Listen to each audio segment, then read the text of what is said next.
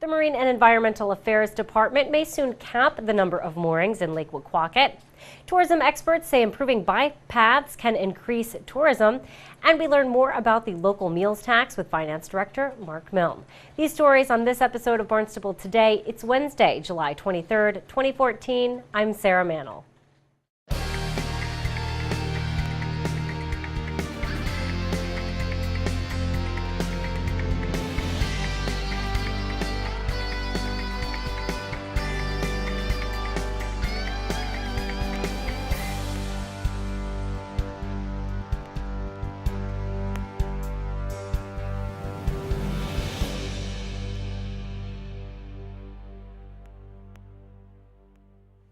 Residents interested in obtaining a mooring in Lake Woquaket may soon have to get on a wait list.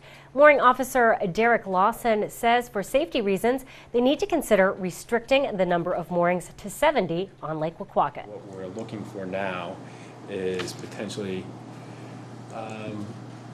creating the area itself to where the mooring field would be a designated mooring field. So we don't want to exclude folks like over here on the shores over here from not being able to have a mooring. So I did kind of draw up kind of a freehand type thing of where potential GPS lines are where we could create this mooring field. After hearing from Lawson, the Waterways Committee agreed to support the plan. Town officials are working with the Cape Cod Chamber of Commerce to expand and improve the Cape Cod Rail Trail. Chamber CEO Wendy Northcross says that's a worthwhile mission. Due to some good long-term planning, there isn't a stated goal to have protected bicycle paths from one end of Cape Cod to the other. And not as easy as you might think to acquire the land and to actually build that. But it's also part of what we're trying to do is promote some of that in new ways. We have just built a new website for bicycle paths, and we're including even some of the unpaved paths. So like the Trail of Tears in Barnstable, we have actually worked with the town to better map that out, to put signs on those trails, to actually rank the trails, whether they're easy green circles or hard black diamonds.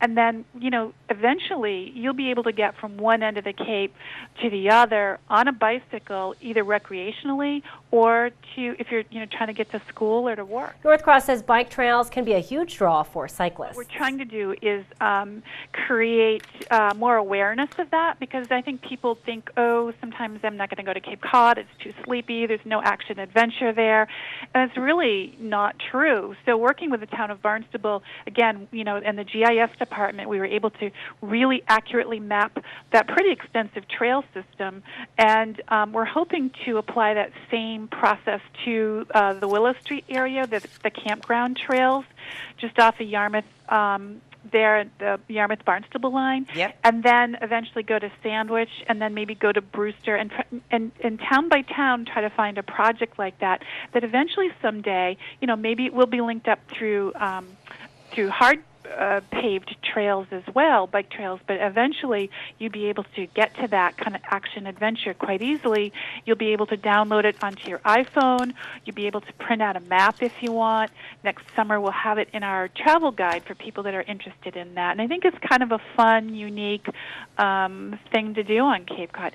The thing that I've learned is the people that do that mountain biking, and even the fat tire bikes on Sandy Neck, which are allowed on Sandy Neck, they're great popularity with those things, and people will come from places far away to drive those trails, and they really, really are good stewards of those trail systems. They want to be able to have access to the unpaved trails. They take good care of them. They come and they volunteer for cleanup weekends, and we were able to get a grant for $10,000 to improve the signage, for example, at the Trail of Tears. So it's kind of a nice partnership that we're developing with the town of Barnstable first. We're hoping to replicate that across to the other towns. And you can access the new list of trail maps by visiting capecodchamber.org.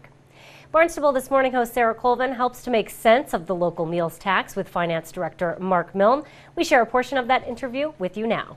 So talking a little bit about a meals tax, of course, this is a measure that's been in place for quite some time. Just for our viewers' information, tell me a little bit about, how long the meals tax has been in place and what exactly it is. Yes, it was a local option tax that the state legislature approved back in as part of the fiscal year 2010 budget cycle, and it allows the local communities, if they adopt it, to add an additional 0.75% additional meals tax onto the local onto the state meals tax rate, which is, I believe, 6.25%. So, any community that adopts the local option, anybody going to a restaurant in that community would see a total of 7% tax on their bill, which would be 6.25% going to the state and 0.75% going back to the local community. So the town of Barnstable adopted this back in fiscal year 2010, and we started collecting it in October of 2009. Indeed, and I think for a community like Barnstable that has so many restaurants and so many people, not only locals but so many tourists that come and enjoy our restaurants, it certainly makes sense in terms of a revenue generator. And it seems, looking at the numbers over the years, that it's been quite profitable for the town of Barnstable. Yeah, I think it was seen as an opportunity to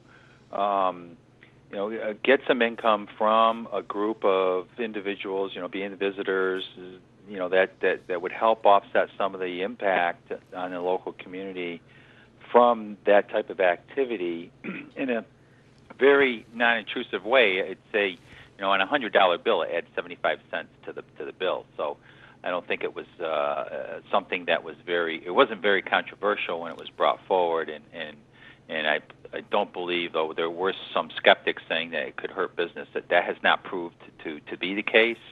If anything, we've seen just the opposite, and I think it's not helping business by any means. I don't mean that, but the level of sales that we've seen, as far as the tax increases that we've seen, have indicated that the local restaurant business is doing very well, and it continues to get better over the past 4 years. Absolutely. I don't think it's turning people away at all, just judging by walking up and down Main Street. The restaurants are busy. And again, it just looks like the numbers keep going up for the town. So talk to me, Mark, a little bit about how we use this money.